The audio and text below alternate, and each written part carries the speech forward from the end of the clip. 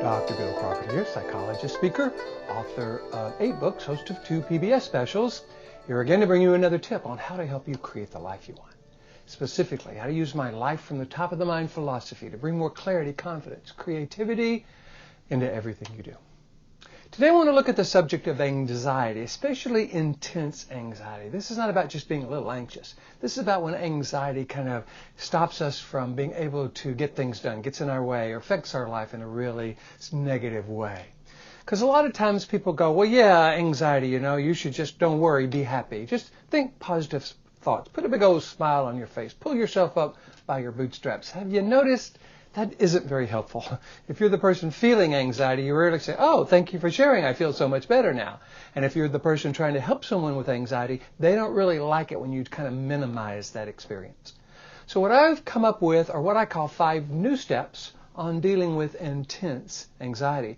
This actually came from my work with a client who was dealing with a breakup. And it wasn't her idea. And so you know how hard that can be sometimes when things happen and we're dealing with all that kind of grief and rejection and things like that. And we came up with a 5-step process that she reported being very, very, very helpful. And since then, she's actually kind of shared this process with other people around anxiety, and they have said it was successful as well. So I thought I would share it with you in case either you know somebody or you are someone who's dealing with really intense anxiety. The first step in this process is to acknowledge that the pain of anxiety is real. This is not something you're imagining. This is not your failure to cope. There's a lot of studies that talk about the pain of physical pain and the pain of anxiety, emotional pain, occupy many of the same brain circuits. So this is really real pain. This is not something that somehow you're just making up. So you want to acknowledge the pain as real. Step number 2 is to separate out the pain of anxiety from this sense of who we are. Some sort of sense of our failure to cope, some sort of sense of we're not enough in some ways. Because a lot of times when we feel anxious, the idea is we're just not doing it right, we're not thinking right, or we should, again, put a big old smile on our face and everything will be fine. We start questioning ourselves. That self-doubt starts creeping in, and that makes the anxiety worse. For those of you who follow my life from the top of the mind philosophy, you know why this is. Because when we feel anxious and start to doubt ourselves, what that really is kind of data being sent to this lower 20% of the brain, which really speaks to step 3.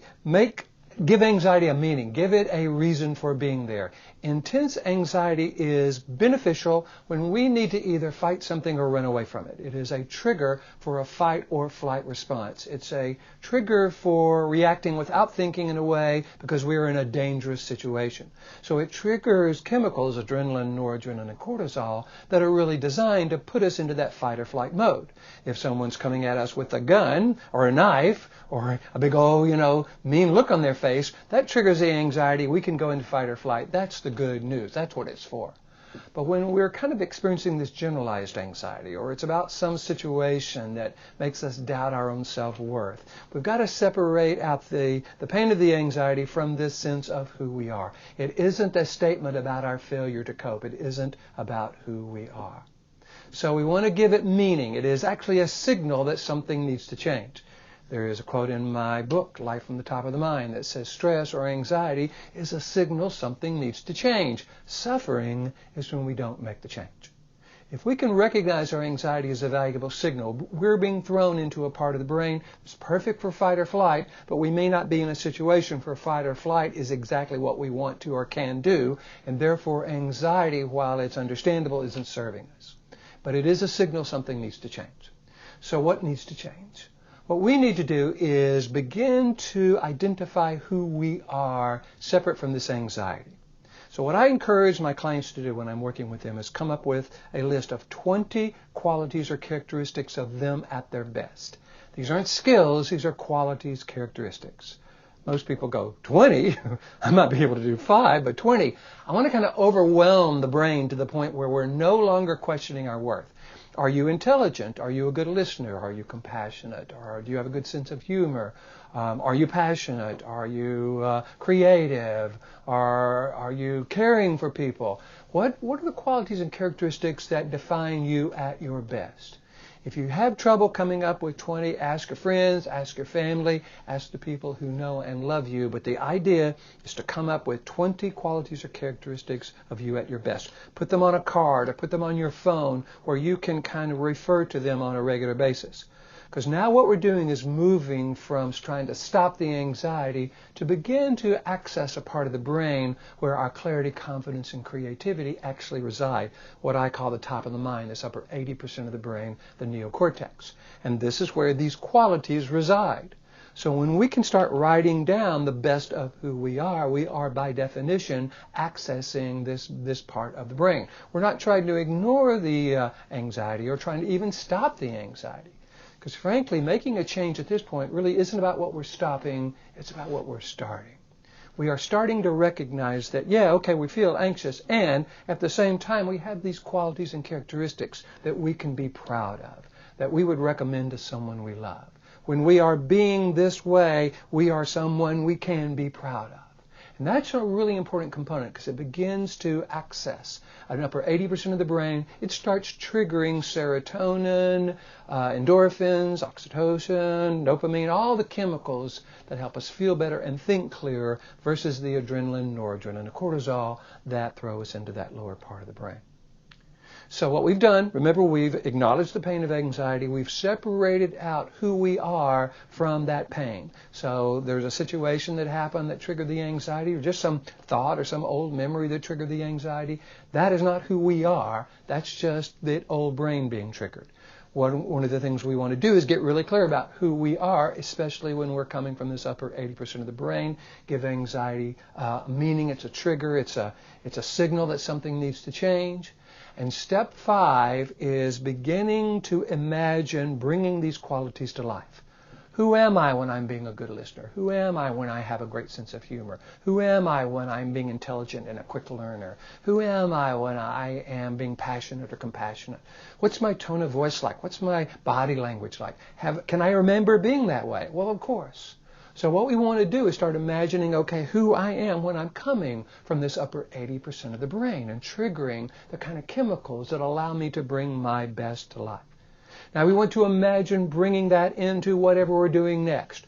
What are we doing this afternoon? What are we doing tonight? What are we doing tomorrow? We want to make life, kind of turn life from the problem to the practice field, where we start practicing bringing these qualities to life. Going into situations clear about what I call our highest purpose, these qualities or characteristics we've defined as us at our best. Anything we practice, we get good at, because when we are practicing, we're actually rewiring the brain. You've heard the phrase neuroplasticity. It means the brain is always rewiring itself. As we create this list of 20 qualities or characteristics and then actively imagine bringing those to life, go into situations with our highest purpose to bring these qualities and characteristics to life, we are automatically redefining who we are, coming from this clear, confident, creative part of the brain, triggering endorphins and serotonin versus adrenaline, noradrenaline, and cortisol, and the process of creating our life becomes more something we're in control of, more something we can affect. So the idea is to identify anxiety as real, separate it from who you are, give it meaning, give it a signal, let you kind of get clear about what it is, create a list of the 20 qualities or characteristics of you at your best, and then practice bringing those to life. What I'm told is this particular process is really effective, and I know why now, because it actually has people shifting from the anxious brain to the clear, confident, creative brain.